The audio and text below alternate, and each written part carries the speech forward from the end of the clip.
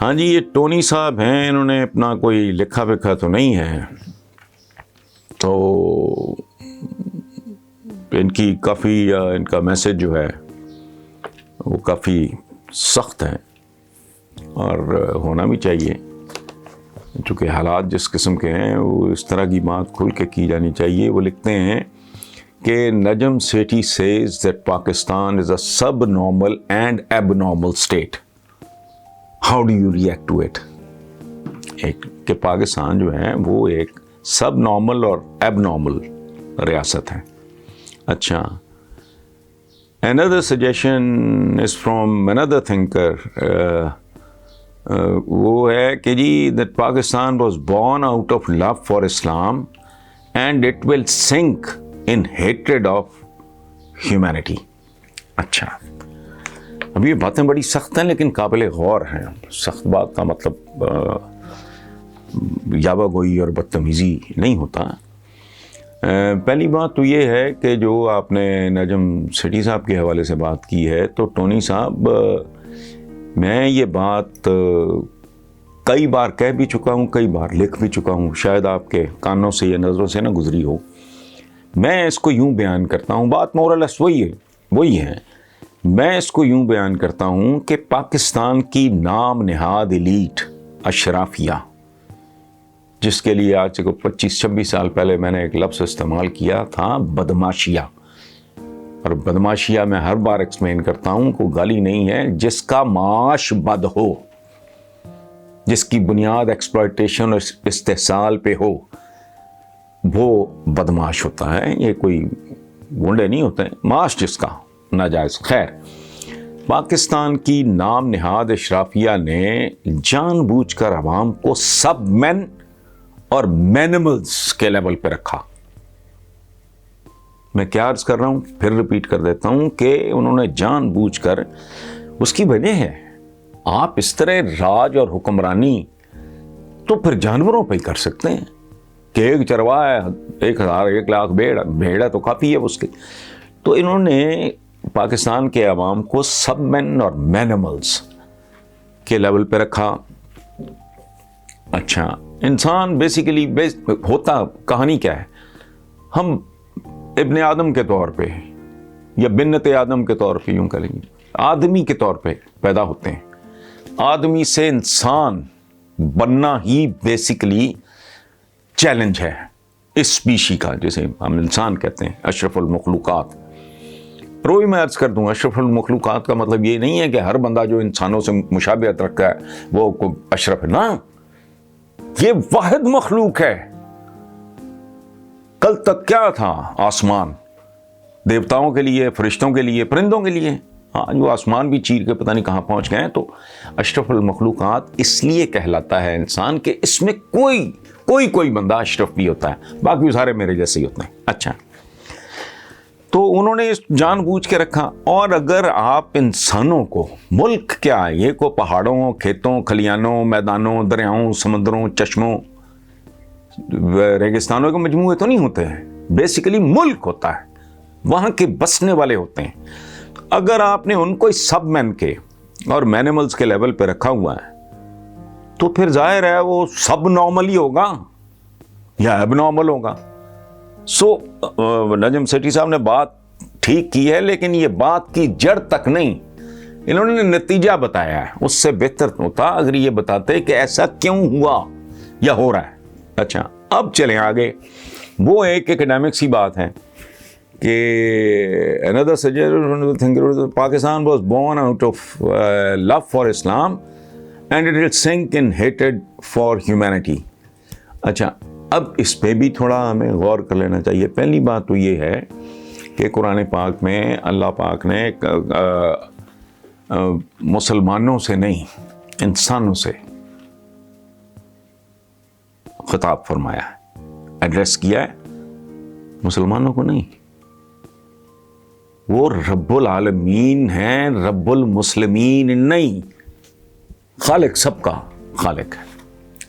دوسری بات یہ ہے جو ہمیں نہیں بھولنی چاہیے کہ اسلام کی بنیادی ترین جو تعلیمات ہیں ان میں یہ بھی شامل ہے کہ ایک انسان کا قتل پوری انسانیت کے قتل کے مترادف ہے۔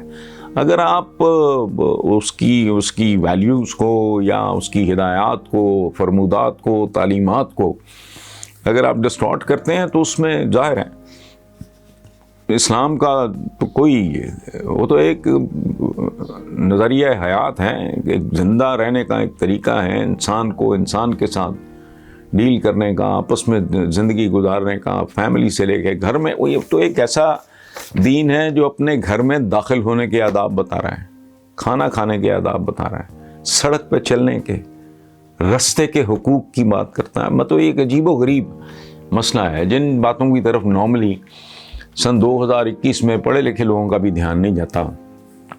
تو وہ مطلب اندازہ لگائیں، تقریباً 1500 سال پہلے آپ سے کہا جا رہا ہے کہ علم مومن کی کھوئی ہوئی میراث ہے۔ مطلب اس کا کوئی مطلب یہ نہیں ہے کہ دینی علوم ہیں اور دنیاوی علوم ہیں، علم ہے۔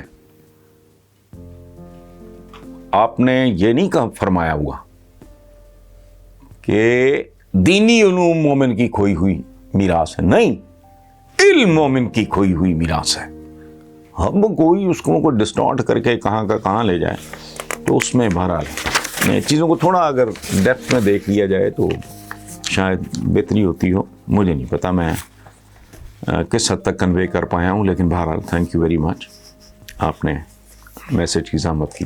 وہ کہتے ہیں کہ جی عمران خان دورہ سعودی عربیہ پہ جانے والے ہیں، army chief general Qamar Javed Bajwa سعودی عرب پہنچ چکے ہیں۔ خبریں ہیں کہ دونوں ممالک کے درمیان کئی معاہدے ہونے جا رہے ہیں۔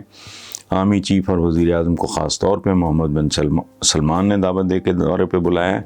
یہ دورے دونوں ممالک کے لیے اہم ثابت ہوں گے۔ اس دورے سے پاکستان کے معاشی حالات بہتر ہوں گے یا نہیں؟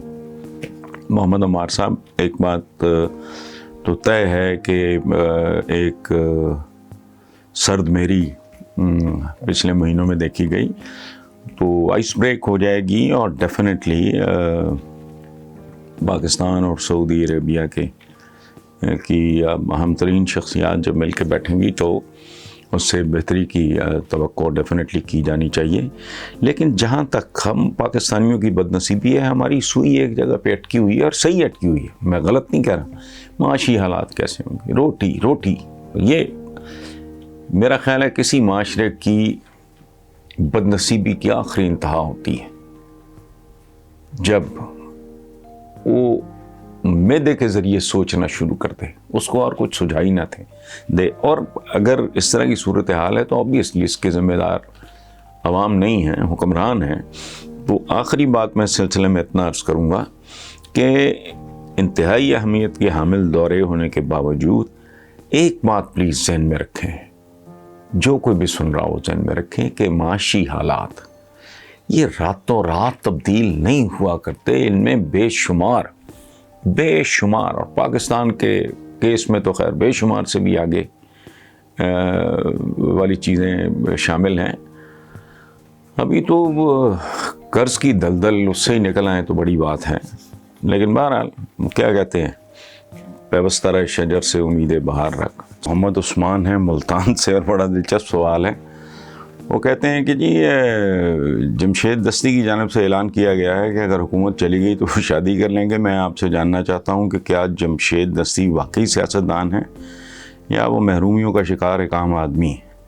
کبھی گدھا گاڑی پہ بیٹھ جاتے ہیں، کبھی بوٹ پالش کرنے لگتے ہیں، کبھی کوئی کام کرتے ہیں، کبھی کوئی۔ تو مجھے بتائیں وہ پاکستانی سیاست کی میرا تو نہیں ہے؟ عثمان صاحب اب آپ کی میں بات کا کیا جواب دوں؟ وہ میرا تو خیر ڈیفینیٹلی نہیں ہے، میرا کی تو خیر اپنی ماشاءاللہ ایک دنیا ہے۔ وہ تو ایک محروم طبقات کو ریپرزینٹ کرنے والے صاحب ہیں جمشید دستی، اچھے آدمی ہیں۔ تو میرا بالکل نہیں، لیکن وہ مسلمانوں کے جے سالک ہیں۔ جے سالک میرے دوست بھی ہیں، وہ مسیحی برادری سے ان کا تعلق تھا، وہ وفاقی وزیر بھی رہے ہیں، کئی دفعہ ایم پی اے وغیرہ بھی رہے ہیں، تو آج کل بیرون ملک ہوتے ہیں، اور وہ اسی طرح کے کام وہ بھی کیا کرتے تھے۔ تو یہ افتاد طبع ہے، جس طرح کا ان کا ووٹر ہوتا ہے، میرا خیال ہے، آئی ڈونٹ نو، کہ جس طرح کا ووٹر ہوتا ہے اسی طرح اس کو اٹریکٹ کرنے کے طریقے اختیار کیے جاتے ہیں. میرا جو پریکٹیکل پالیٹکس سے کوئی تعلق نہیں، اس لیے میں اس پہ کوئی بہتر کامنٹ نہیں کر سکتا.